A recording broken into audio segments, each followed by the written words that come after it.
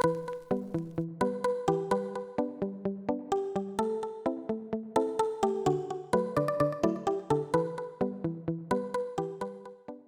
assalamualaikum. Ketika Xiaomi merilis Redmi Pad SE, saya termasuk yang menilainya sebagai smart move meski timingnya mungkin sedikit telat. Kenapa? Karena WFH sudah banyak ditinggalkan. PJJ alias sekolah via Zoom pun mungkin sudah tak lagi dijalankan. Jadi, apa masih perlu pemakaian tablet?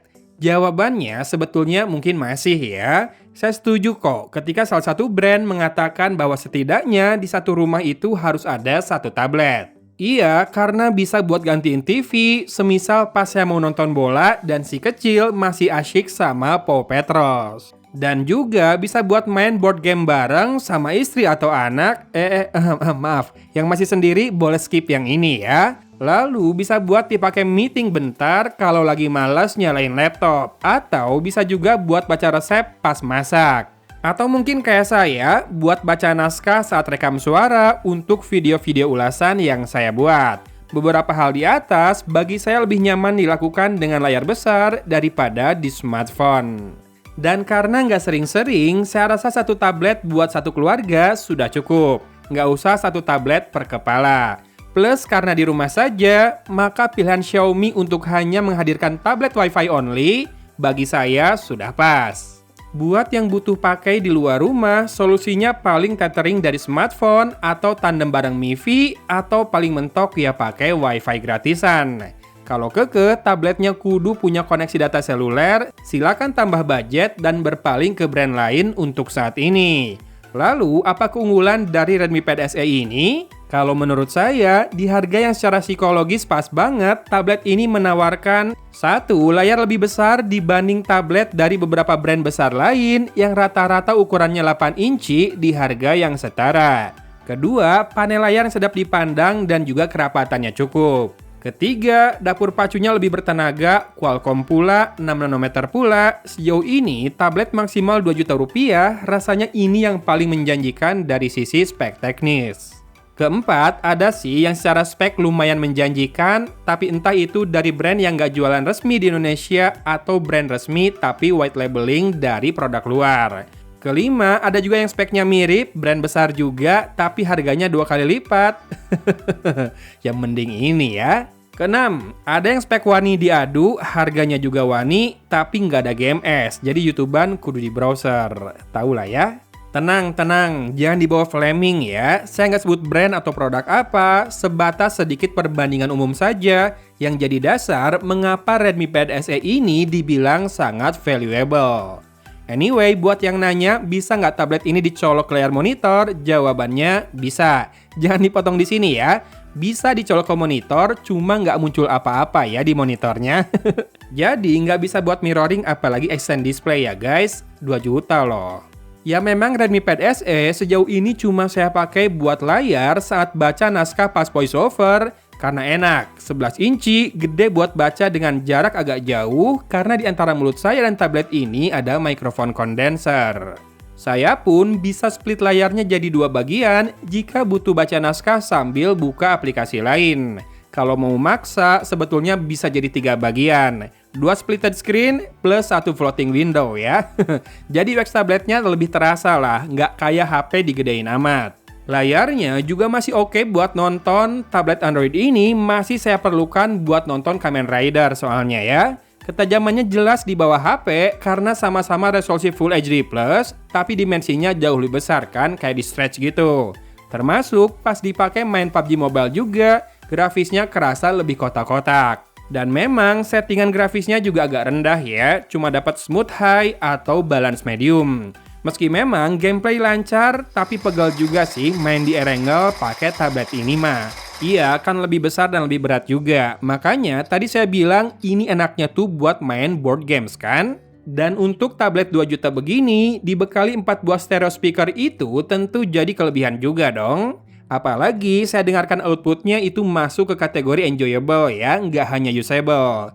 Depth, bass, detail itu semua bisa saya nikmati. Jadi saya bisa pakai tablet ini buat nonton, streaming, dan juga kajian tanpa melibatkan earphone atau Bluetooth speaker. Can I be your superhero?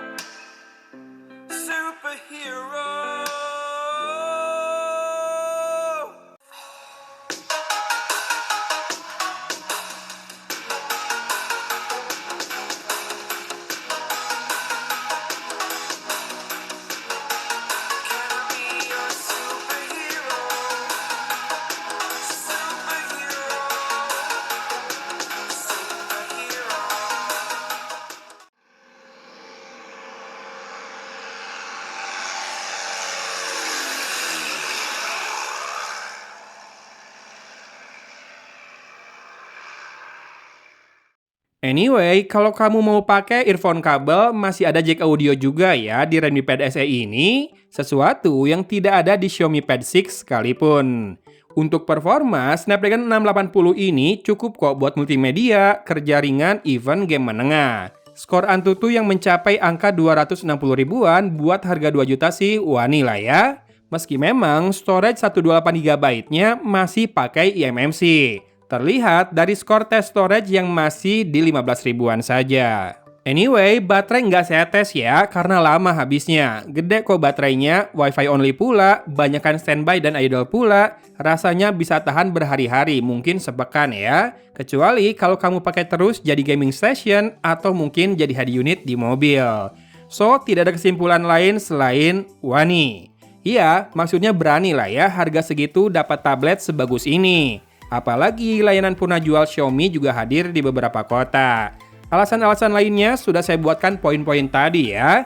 Bahkan jika dibandingkan tablet lain di pasaran saat ini. Mengapa Redmi Pad SE ini terasa lebih unggul? Ayo diulang lagi poin 1-6.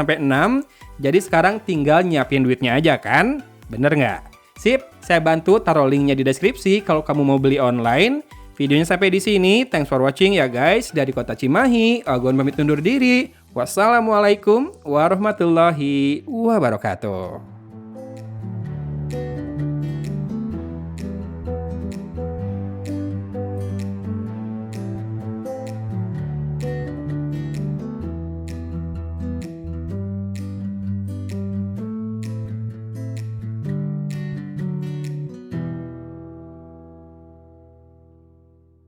Ya, dan ini contoh perekaman video dengan kamera depan Redmi Pad SE ya.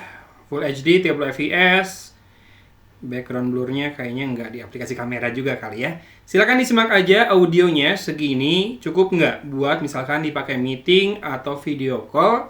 Komen ya. Untuk wajah, ini pencahayaannya nggak terlalu menghadap ke wajah sih. Jadi harusnya segini pencahayaan yang biasa aja. Nggak terlalu bagus ya. Gimana hasilnya? Dan ini perekaman dengan kamera belakangnya ya. Untuk video, kita akan coba ambil detail-detail beberapa teks. Goyang ya, kerasa ya. Karena tablet berat pertama, jadi si tangannya juga kalau megang pasti bebannya ekstra. Tapi silakan sambil disimak audionya, jangan fokus ke studionya yang berantakan ya. Ya, dan sekarang kita tes fokus pindah-pindah ya antara Iron Man ini dengan kamera saya dan kardus di belakang. Oke, rada-rada dangdut pas ngambil fokus. Tapi ya karena video di tablet bukan buat konten juga kali ya, paling buat dokumentasiin sesuatu, mungkin untuk rekam unboxing pas pembelian di toko online. Jadi harusnya cukup aja, tinggal masalah audionya yang perlu kamu komen sekarang juga ya.